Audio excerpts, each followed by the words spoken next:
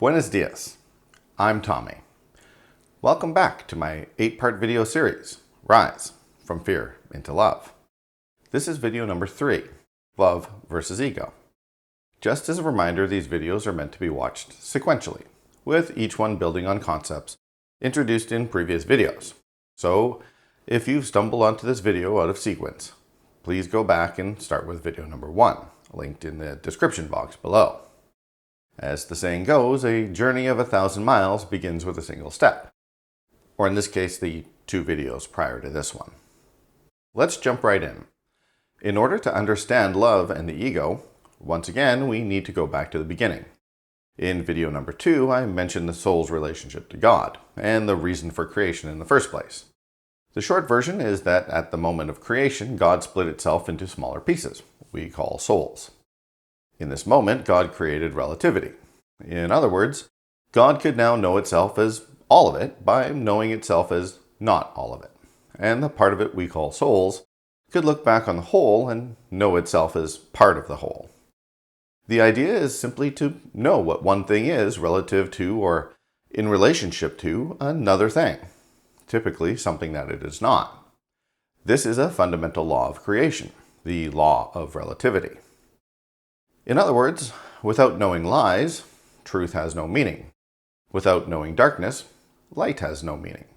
Without knowing war, peace has no meaning. Without sickness, health has no meaning. Well, you get the picture. In the physical universe, we get to experience relativity in its most extreme. This extreme form of relativity is what I call duality. While the metaphysical realm, which I described in detail in the previous video, is a wonderful playground for the mind. There are certain things one cannot experience there. The physical universe has time, space, and dense physical matter. The metaphysical does not. Creation in the metaphysical is instant. Creation in the physical takes time. Movement in the metaphysical is instant. Movement in the physical requires a journey through space and time. And of course, materials in the metaphysical can appear solid, as long as your energy is focused on it, or etheric, often described as like an etheric hand grasping at smoke, whereas physical matter has a sense of permanence and solidity to it. To use a simple example, if you break your hand in the physical, it would probably require a trip through space and time to your nearest hospital to repair your dense physical matter. If you were somehow to break your hand in the metaphysical, it would simply require your focused attention to bring it back to normal. Of course, that presupposes that you could break your hand in the metaphysical, which is at the very least highly unlikely. Beyond those unique features to the physical universe, at its fundamental core, the physical universe is dualistic. That is its design. It's created with a series of dualistic pairs: hot, cold, black, white, up, down, big, small, rich, poor, gay, straight, male, female, etc. If you look carefully, you'll notice that each of these dualistic pairs is not really a pair at all, but a set of polarities surrounding a spectrum that makes the 2 polarities possible. For example, there's not just a black and white, there's the space in between. There's not just big and small, there's the space in between. There's not just good and bad, there's the space in between. And there's not just up and down, there's the space in between. In fact, if you were paying attention in video number 2, you may have noticed that this is also true of the master plan. The master plan is a spectrum ranging from dense, low vibration, physical matter at one end, to etheric, high vibrational energy at the other. And you know one relative to the other. Interesting how this is all coming together, no? But back to our topic at hand. In our physical existence, there are several dualistic pairs that we need to pay particular attention to.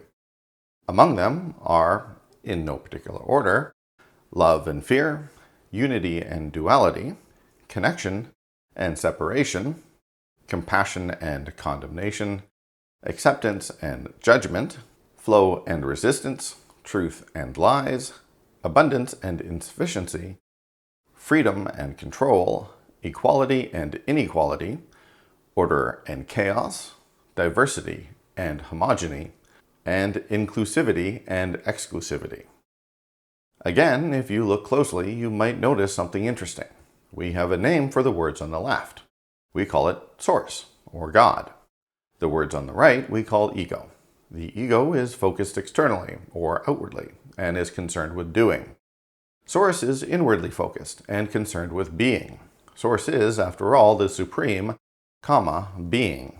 In other words, qualities or aspects of Source are love, unity, connection, compassion, acceptance, flow, truth, abundance, freedom, equality, order, diversity, and inclusivity. Qualities or aspects of the ego are fear, duality, separation, condemnation, judgment, resistance, lies, insufficiency, control, inequality, chaos, homogeny, and exclusivity.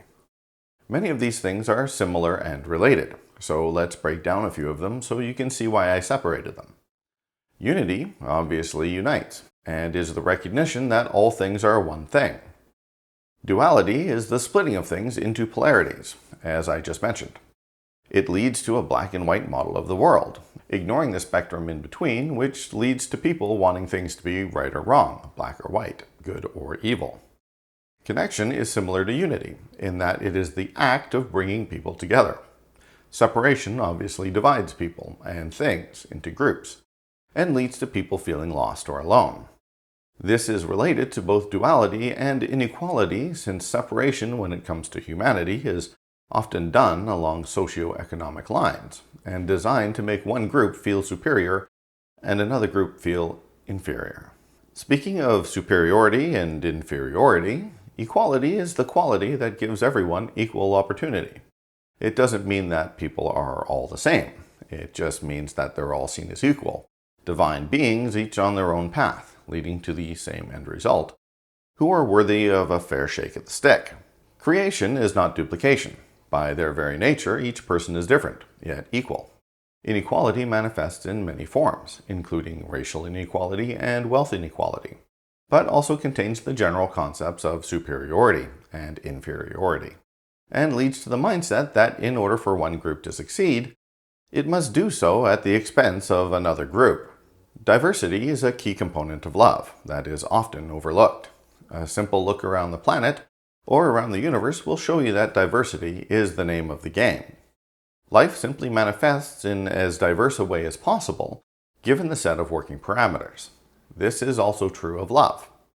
There are many, many different ways to love something, from the love of a mother for their child, to the love of a child for rainbows and flowers, to someone's love of butter chicken or a tuna sandwich. Homogeny, on the other hand, is related to control, and wants everything to be one way, and that one way means that everything is the same.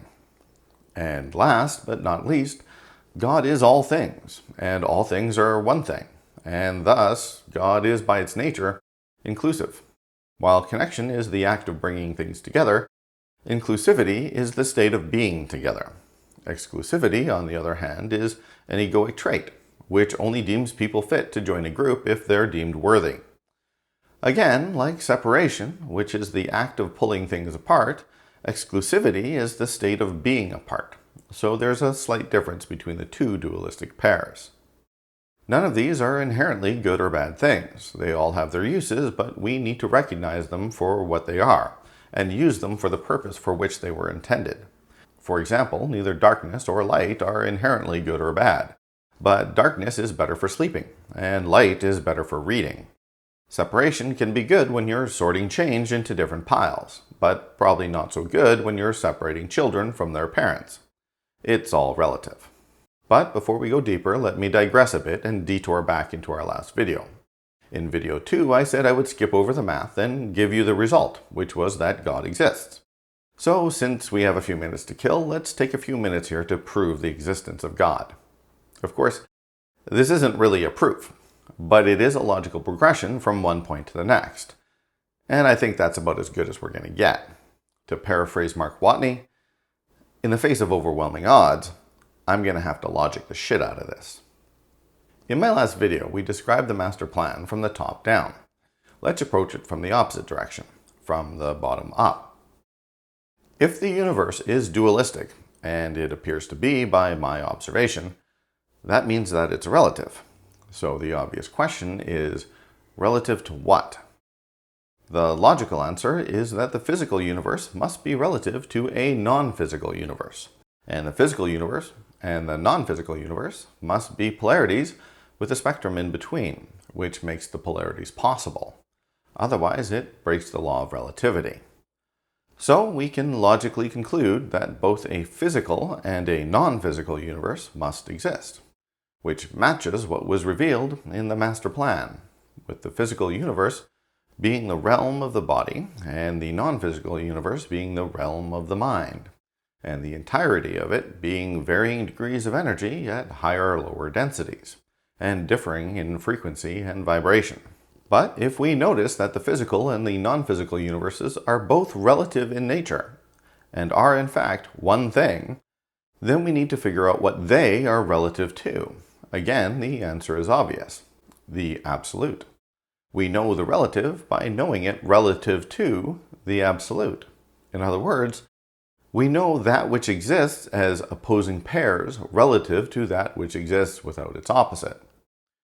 But what is this absolute? What exists without its opposite? Well, if there is an absolute, then it exists outside of physical reality, which, as we've already learned, is by its very nature dualistic.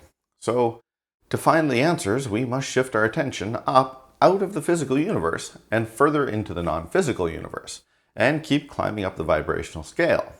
If we keep going, it seems logical that we'll either hit a ceiling, making further exploration impossible, or we'll move beyond relativity into the absolute and experience firsthand that which simply is. So, in the same way that if you want to understand history or mechanical engineering, it's helpful to turn to the experts in their field. In this case, we look to those who've spent a lifetime, or multiple lifetimes, turning their focus inward and releasing their bonds to the physical in pursuit of higher states of consciousness. We look to those who have direct experience with the highest states of consciousness possible for us to experience. Turns out that for millennia, every single person who turns their focus inward inevitably finds the truth espoused in all of our major religions, that there is only one truth, and that truth never changes. It always is, always has been, and always will be. It's love. Love of the highest vibrational energy. Pure, divine, overwhelming love. Love is the absolute, and since that infinite field of energy that is love is conscious, we gave it a name. We called it God. It is eternal, it is infinite, and it is never changing. So simply by examining duality, we can arrive at the same truth espoused in the perennial philosophy. Thus, the fact that the universe is dualistic proves the existence of God. See? I told you we could do it. But, to be fair, this is simply a thought experiment, not an actual proof. So I probably wouldn't use it in a court of law or anything. But it is worthwhile to know that this truth is experiential, and that many, many people have connected directly to Source. You can do it too if you have the dedication and the faith. It might take a day, it might take a year, it might take a decade, it might take a lifetime, or even several lifetimes. But the truth is available to everyone. But back to our story. So, one way of putting it is to say that Source is the love-based self, and ego is the fear-based self. But let's put it another way as well. In scientific terms, God is love can be read as God equals love. And we know that if God equals love, then we can equally say love equals God. In other words, the words God and love are equivalents and are thus interchangeable.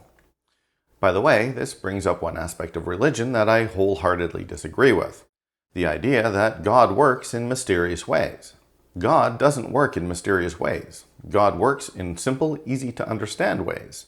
God is love, so it's logical to assume that if you understand love, you understand God. N'est-ce pas? Now, do you understand why we're spending so much time on this particular topic? God also doesn't set rules you need to follow under threat of punishment, judgment, or condemnation. There are no commandments you must follow, and no eternal damnation if you don't follow them. It would be against God's very nature to do so, since God is freedom, and punishment, judgment, and condemnation are all traits of the ego. So if anyone is telling you that you need to fear God's wrath, my suggestion is to have a closer look at what they're selling.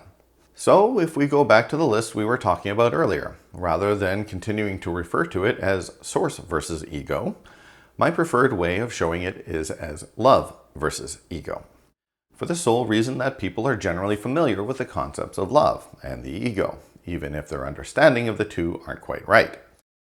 So all the traits listed on the left can also be viewed as aspects of true love, divine love, or absolute love. And all the traits on the right can be viewed as the qualities of the ego. And we know from my own experiences in the non-physical and Robert Monroe's experiments mentioned in video 2, that the soul is simply a smaller portion of God, kind of like a mini-me of Dr. Evil, except probably not evil. So if the soul is God and God is love, then A equals B equals C, and we know that our true nature is love, unity, connection, compassion, acceptance, flow, truth, abundance, freedom, equality, order, diversity, and inclusivity, because there is no separation between any of it. All things are one thing, in different manifestation. So, we know that God is love, and we are God, and we experience that which we are by understanding that which we are not, through a dualistic system of polarities and their associated spectrums in the physical universe. But if you examine the dualistic pairs a little closer, you'll notice that each dualistic pair is really only one thing. For example, there's no such thing as rich and poor. There's just varying degrees of money. There's no such thing as hot and cold. There's just varying degrees of heat. Rich and poor, hot and cold, etc. are all relative words we use to describe a relative experience, which of course doubles back to the subjectivity of words. There is no intrinsic rightness or wrongness to any of it, because there is no absolute in a relative universe. Once again, that would defy the law of relativity. That's such an important point that I want to repeat it for emphasis. There is no absolute truth in a relative universe. $10,000 can equally make one person poor and another person rich. $10,000 is a definable number quantity, but the experience of its value is subjective, relative to the scale of rich and poor in relationship to the subject, or the person in question. In fact, even a definable number quantity is simply relative to the other numbers. Thus, a certain temperature would appear cold in the summer but hot in the winter. This again being relative to the northern hemisphere of the Earth. Relative to the southern hemisphere, it would be the opposite. Do you see what I'm saying? No one thing is better than another thing intrinsically. It's all relative. Again, if I were to digress for a moment, one of the reasons that we as humans argue so much is that we speak in incomplete sentences and expect the other person to agree with the unspoken part of the sentence. What we're actually saying is, relative to my experience of life, such and such a thing is true. The way it comes out is, such and such a thing is true.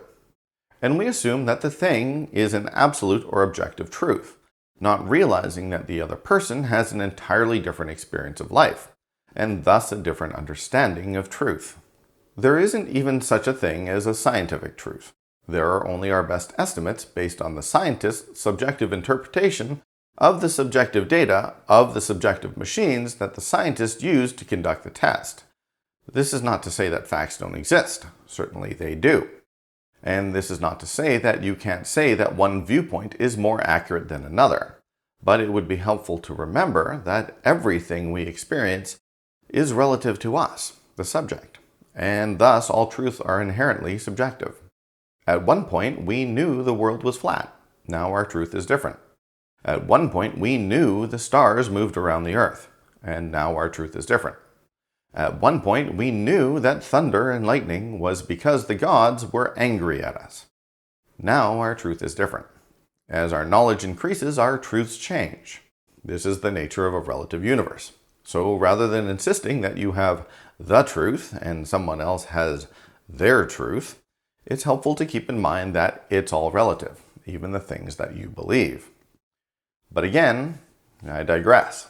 If you look at the list of the qualities of love and the ego, you'll notice that there's actually no such thing as fear. It's just varying degrees of love. There's also no such thing as condemnation. There's just varying degrees of compassion. Likewise, there is no such thing as insufficiency. There's just varying degrees of abundance. Another way to look at it is that love is source at 100%, and fear is source at 0%. Flow is source at 100%, and resistance is source at 0%. Abundance is source at 100%, and insufficiency is source at 0%. Freedom is source at 100%. Control is source at 0%. So love is our true nature at 100%, and ego is our true nature at 0%. Said another way, love is source, and ego is the absence of source. Again, all things are one thing, in varying degrees of manifestation. But now here's where it gets really interesting. Look at our societies. Our societies are based out of the ego. They were created out of the ego. All of our institutions were created in complete misalignment to our true nature. Governments use fear and lies to control and mislead the population. Politics separates people into us versus them, with us, of course, being superior and them being inferior. This leads to politicians seeking to consolidate power and enrich themselves and their contributors over the needs of the many. Tribalism devolves into the hate and suffering of the masses. And as J. Krishnamurti said, nationalism is simply a form of tribalism. Education is based on the same tribalism, separating students into classes and scoring students to establish a hierarchy, creating a system of smart kids versus dumb kids, or jocks versus nerds, leading to an outcome of disaffected kids with self-esteem that takes years, if not decades, to rebuild. Of course, our modern-day religions, which are exclusivist, patriarchal, judgmental, condemning, and controlling, are prime examples of egoic creation. They preach the gospel of superiority and righteousness, that they are the singular, true path to God, and all others who believe otherwise are either lost, heathens, infidels, heretics, or any combination thereof. Before we get into marriage, our quest for the perfect relationship is a quest for the one person out of 7 billion people who will somehow complete us, who will be everything we ever wanted in a partner.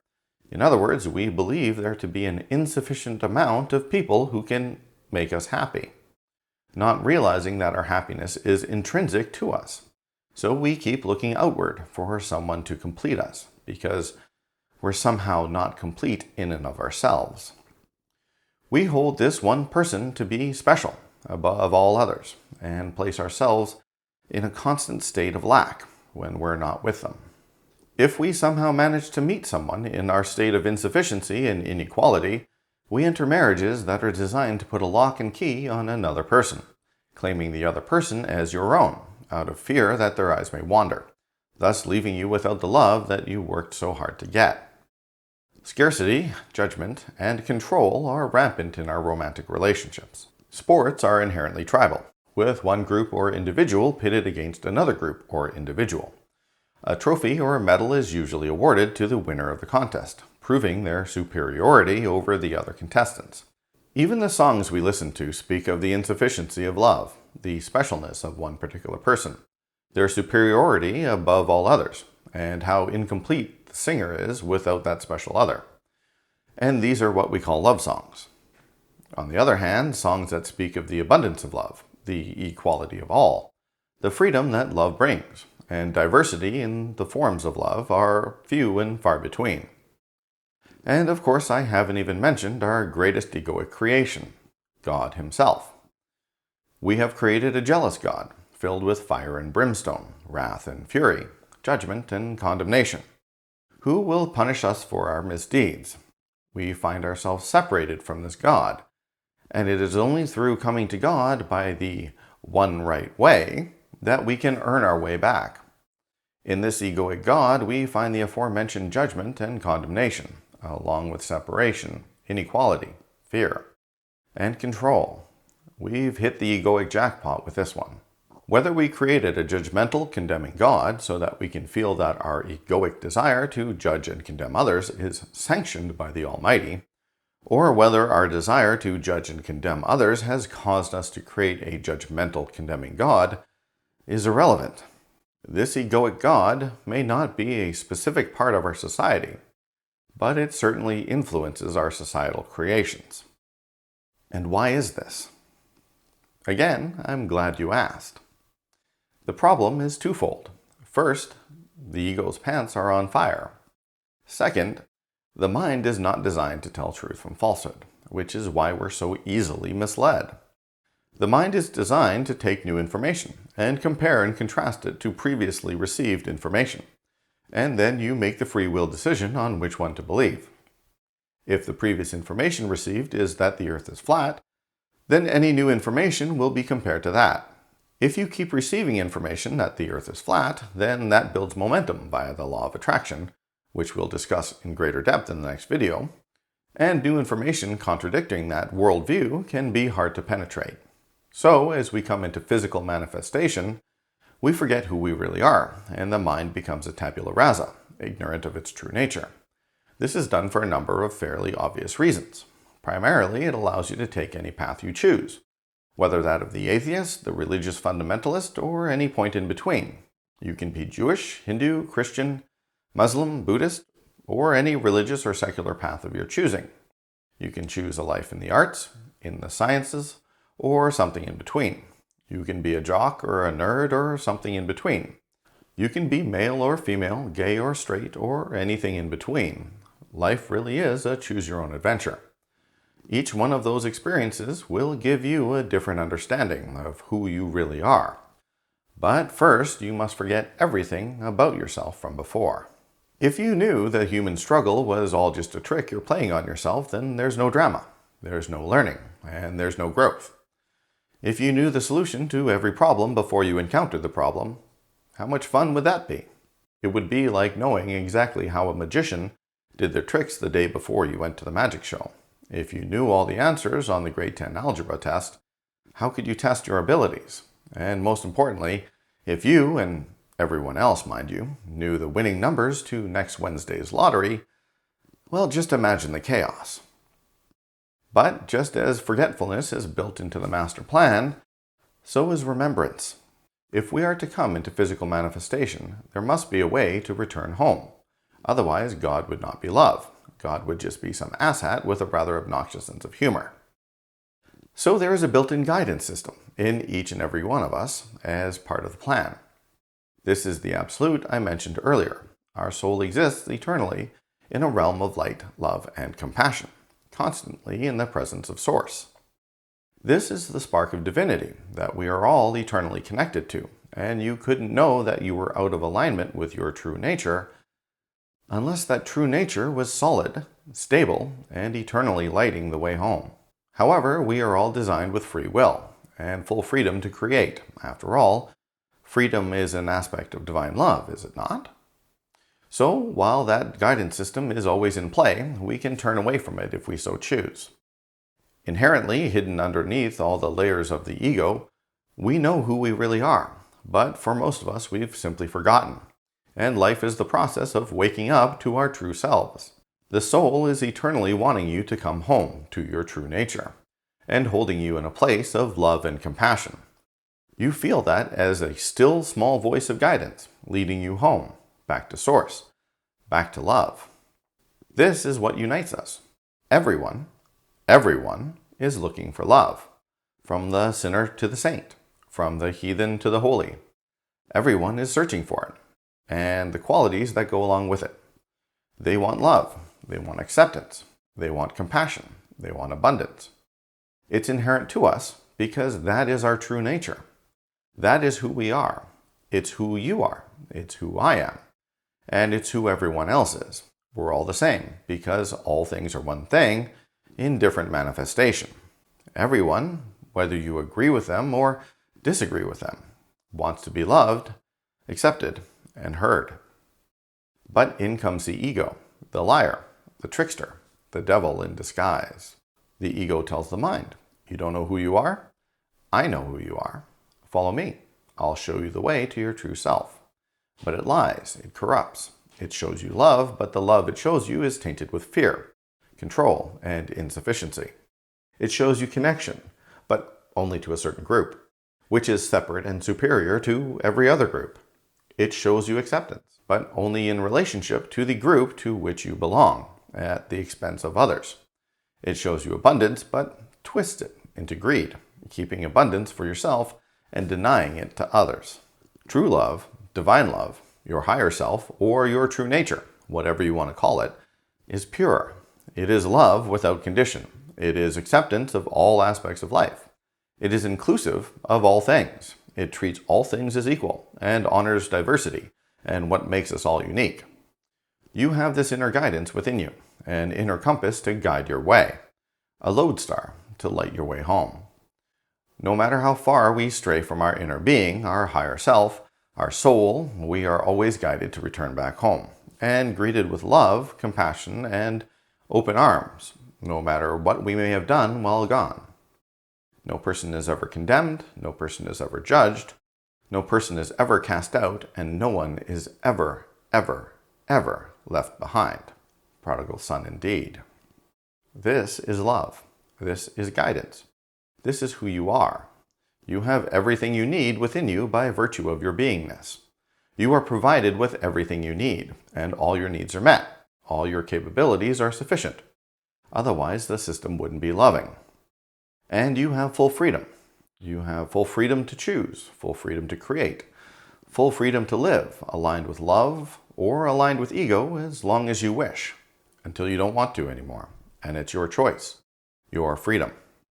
When you decide to know your true nature, it can be easily understood in a couple of simple ways. The first way is fairly easy, and that's to use relativity for the purpose for which it was intended.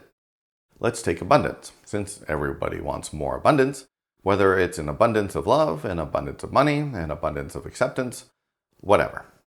Aligning with any quality of source energy moves you into alignment with the other qualities of source energy. So, aligning with abundance naturally increases your connection to source overall, moving you into greater flow, unity, and connection. And all you need to do is find someone who's less abundant than you, and give freely of your own abundance. That's it. What this will do is put you into a state of abundance. You'll recognize your true abundant nature, and vibrate at the frequency of abundance. This doesn't have to be, for example, giving money to get money. If you lack money, it's hard to give it, right? But remember, the universe doesn't respond to your thoughts. It responds to your vibration. So you don't have to be abundant in money to become abundant in money. You simply have to be vibrating at the frequency of abundance. So whatever you have more of than someone else, give that away. It can be as simple as a smile, or taking time to help someone cross the street. It can be compassion. It can be love. It can be time. It can be whatever you want, as long as you have more of it than another person. The beauty is that in a relative system, there's always something you have more of than somebody else. Personally, one thing I like to do when I'm reminded of my abundance, whether by showing someone compassion or finding $20 in a pair of pants that I haven't worn in a while, is to hold that vibrational energy for a moment, smile, and repeat to myself, I am abundant in all good ways.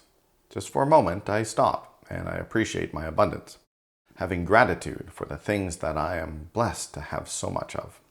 As a bonus, while you're in that state of abundance and gratitude, you can invoke the law of attraction, which we'll dissect in the next video, and supercharge your creative energy.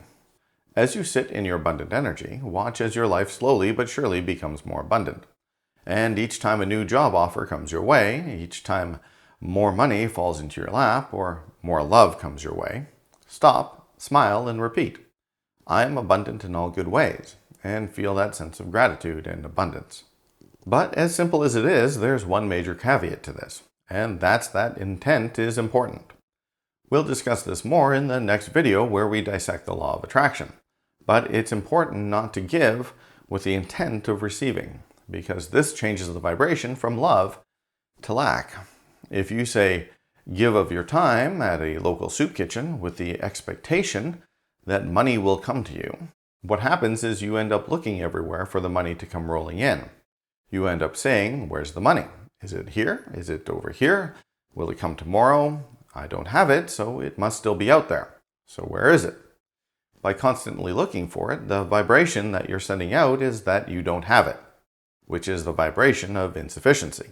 Can you tell the difference in energy between that and as you're dishing out soup to those in need, saying, look how blessed I am. See how much I have in relationship to these people. Look at how much I can give and how much joy I can bring. Thank you for these amazing blessings. I am abundant in all good ways.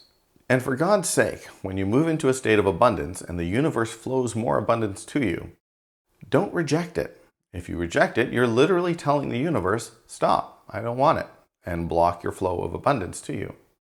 So don't do that. The second way is equally simple, since it only requires you to ask one simple question. When you're greeted with the politics of fear and division, when people are telling you that you can be a part of their exclusivist group, when people are saying that their group is superior to another group, when people use fear as a weapon to try and control your behavior, when people are telling you that someone is deserving of judgment, condemnation, or punishment, when someone does something that is harming you or someone else, or when you yourself do any of these things. Ask yourself, does this feel like love, or does it feel like ego? And if it's ego, you can quietly say to yourself or out loud, thank you, ego, for your guidance. I choose to see love instead of this. When you feel that fear response, or that desire to see yourself as superior to this person, or inferior to that person, or that feeling of separation and loneliness, know that you are out of alignment with who you really are. Then relax, breathe, connect to your inner being, and choose love instead. Love heals. The ego harms. It's that simple. As Conversations with God points out so eloquently, there is no problem that more love won't help. But that doesn't mean that the ego is inherently bad. You don't have to destroy the ego. You don't have to beat it, eradicate it, dissolve it, or excise it. But you can detach from it. You can use it for the purpose for which it was intended. Witness what the ego does and choose differently. The ego is controlling and narcissistic. Don't let it control you. Don't let it be your lodestar. Choose love instead. The ego is not an enemy. The ego is the relativistic part of creation that allows us to know who we are in relationship to who we are not. It can be truly said that without the ego, love would have no meaning. So when you recognize that you are in your ego, recognize that it's the universe telling you to choose love instead. The ego was the very first tool that was created so that we may truly know who we are. So bless your ego. Thank your ego. Love your ego. Yes, even when it comes to the ego, choose love instead. As long as you're in a physical body, there will be an ego. There has to be. It's part of relativity. But what you can do, and what the great masters have done before us, is to detach from its control. They choose to see every situation with love. They choose to heal instead of harm. They choose compassion over condemnation. They choose equality over superiority. And that is how they change the world. You may not yet be a master. You may not yet be able to choose the most loving act, but you can choose a more loving act. You may not yet be able to choose the act most aligned with divine love, but can you choose anger over despair? At least anger is motivating. Can you choose worry over anger? At least worry won't cause you to lash out. Can you choose frustration over worry? At least frustration inspires change. The law of attraction, which, as we mentioned, we'll discuss in depth in the next video, won't shift you directly from despair into unconditional love. It's too big a leap. So it moves in increments, slowly but surely. So whatever you're feeling, you can choose love instead. A more loving act, a kinder gesture, a more compassionate thought. You can choose love instead. And in increments, slowly but surely, you too can change the world. Thank you for watching this video. And I hope I've been able to shed some light on the topics of love and the ego, and helped you to see them in a different light. If anything I've said has brought up any questions, please feel free to comment below. Also, if you think this video would be of interest to others, please like, share, comment, or subscribe. In our next video, as mentioned numerous times, we'll be breaking down the law of attraction, another fundamental law of the universe. And I'll be sharing my insights on how it works, why it works, and how you can lean into it to create pretty much anything you desire, except dragons. You can't have dragons. If you think you understand the law of attraction, make sure to watch the next video. Some of the things in there will definitely surprise you. Thank you again. We'll see you soon.